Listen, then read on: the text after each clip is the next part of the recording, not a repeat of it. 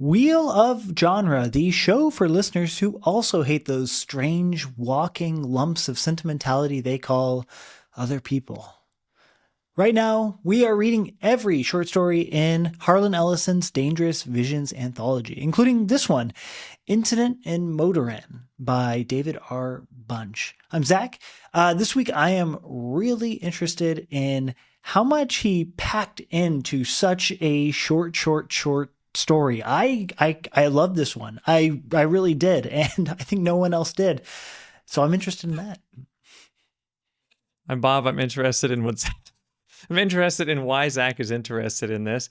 I'm willing to hear you out. I'm excited to see why this is an interesting story, but to me, it does feel like Gertrude Stein writing a mech warrior fantasy on a plastic-filled Earth. It's very strange. Bunch, I guess he is quite obscure. I know you dug deeper. You found out a lot about him. What speaks to you? What speaks to you about this story?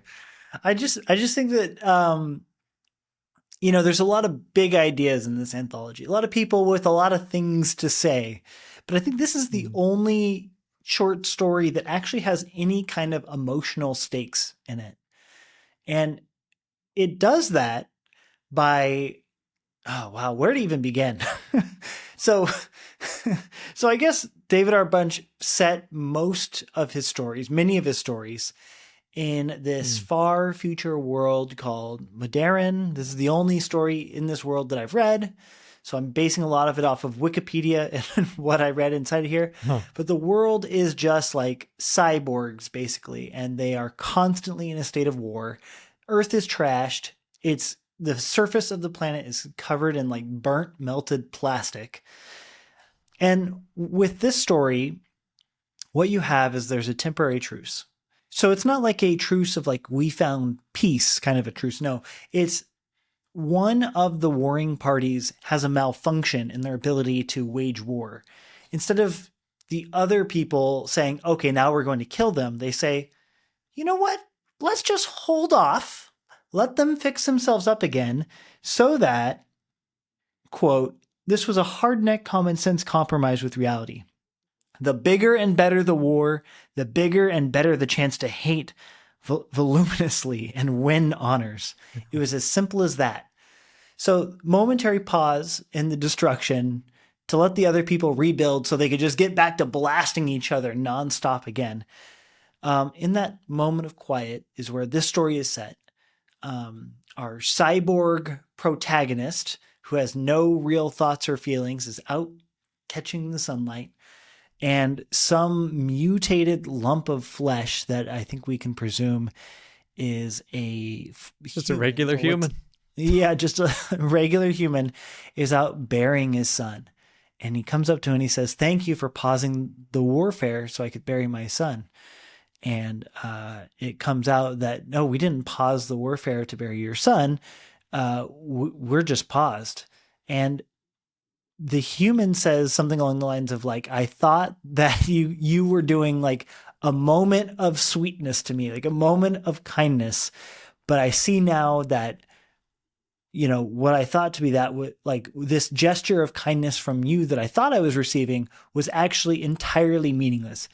And the human breaks down in that moment and starts crying and weeping and sobbing on the ground. And the cyborg's like, I feel nothing. I don't, this human better get out of here because we're going to restart the war.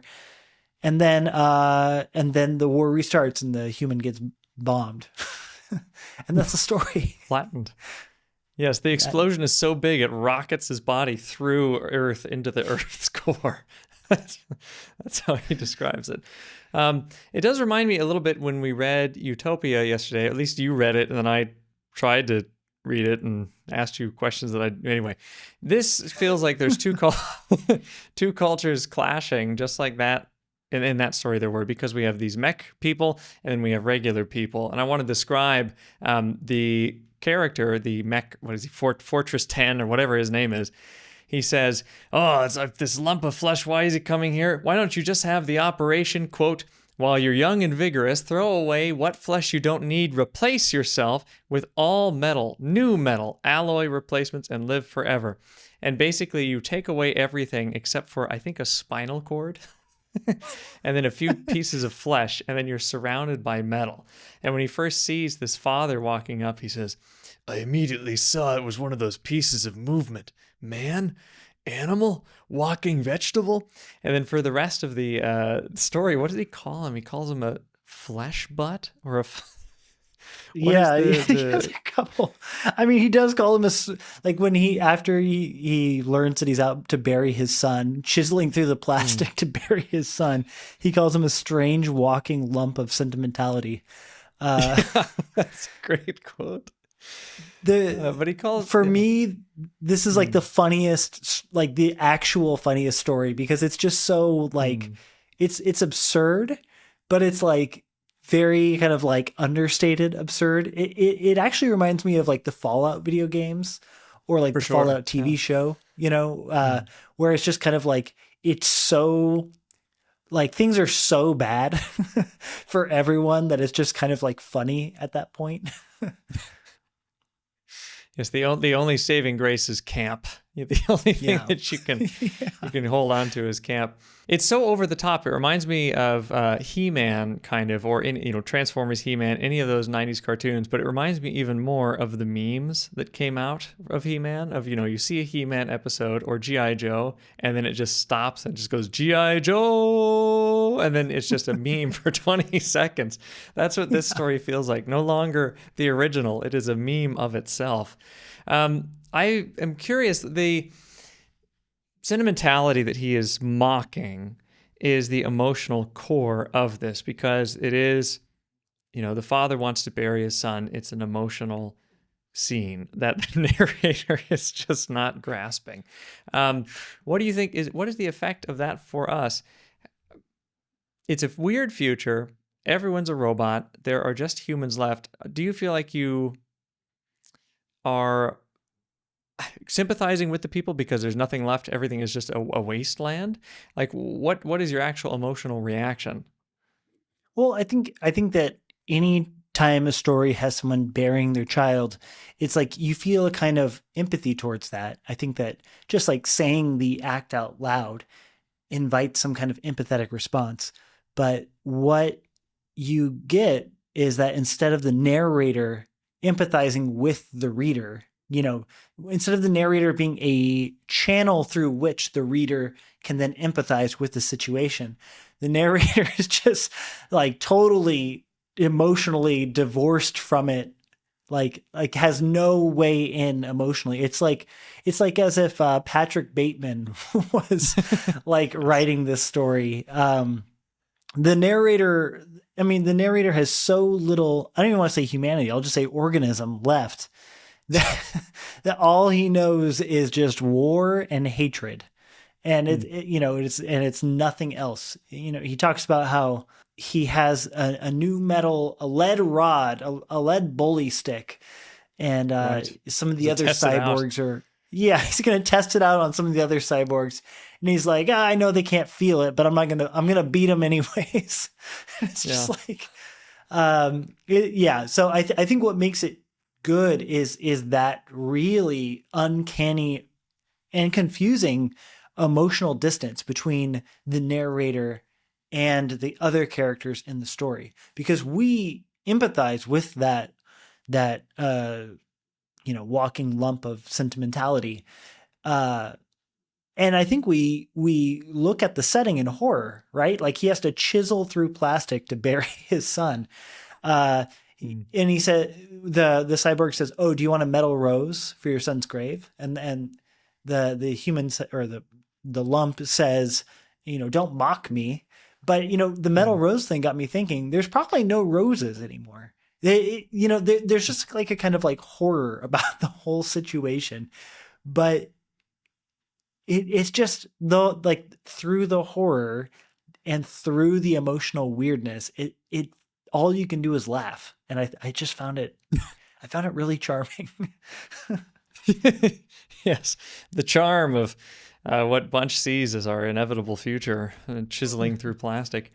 It reminds me a little bit when we read Henry VI, and you really liked the scene where the father who has killed his son shows up, and the son who has killed his father shows up, and they're on either side of King Henry VI, and they're mourning the murder of their loved one. And Henry VI narrates to us and says, "I'm actually the saddest one here because everyone's fighting in my name." And I know you liked the kind of the artificiality of it.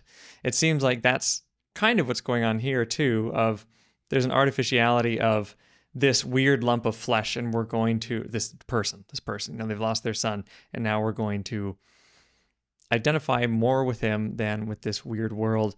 But I was reading a little bit about, after you started telling me about Bunch and his history of publishing, I got very interested in it, and I found, I think it's Jeff Vandermeer writes the introduction or the foreword to the new collection by Bunch, and he's saying that now that we're getting more and more of Bunch's works, and there was the book published in 1971, there are the old reviews of his stuff too, and people apparently just hated his writing at the time. So all of these stories that were coming in, they would write into Fantastic Stories or Amazing Stories or any of the science fiction stories that he was sending them into, and they would say, "Please, no more garbage from Bunch." So I'm interested because I'm wondering if people were misinterpreting it and thinking that Bunch just really loved these meathead guys, these metal people who act like meatheads. Do you think that people react negatively to him for the style, for misunderstanding the point of the narrator, or is it something else that puts people off?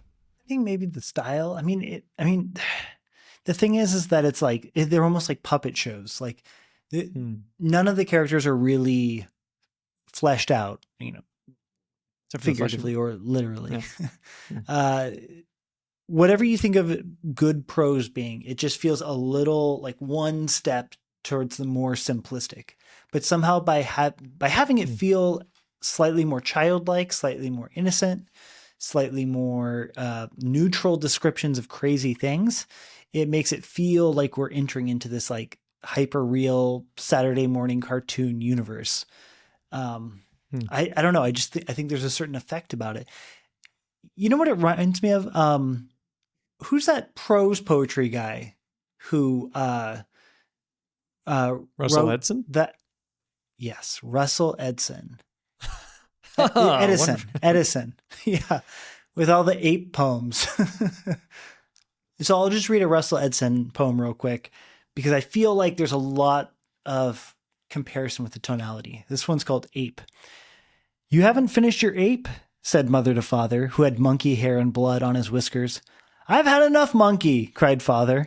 "You didn't eat the hands, and I went all the trouble to make onion rings for its fingers," said mother. "I'll just nibble on its forehead, and then I've had enough," said father. "I stuffed its nose with garlic, just like you liked it," said mother. "Why don't you have the butcher cut these apes up? You lay the whole thing on the table every night, the same fractured skull, the same singed fur, like someone who died horribly. These aren't dinners, these are post-mortem dissections. Try a piece of its gum. I've stuffed its mouth with bread," said mother. "Ugh, looks like a mouthful of vomit. How can I bite into its cheek with bread spilling out of its mouth?" cried father. "Break off one of the ears, they're so crispy," said mother. "I wish to hell you'd put underpants on these apes, even a jockstrap," screamed father. "Father, how dare you insinuate that I see the ape as anything more than simple meat?" screamed mother. "Well, what's with this ribbon bow tied on its privates?" screamed father. "Are you saying that I'm in love with this vicious creature? That I would submit my female opening to this brute? That after we had love on the kitchen floor, I'd put him in the oven, after breaking his head with a frying pan, and then serve him to my husband, that my husband might eat the evidence of my infidelity?" "I'm just saying that I'm sick of damn ape every night," cried father. What a writer, Russell Edson. What a writer indeed.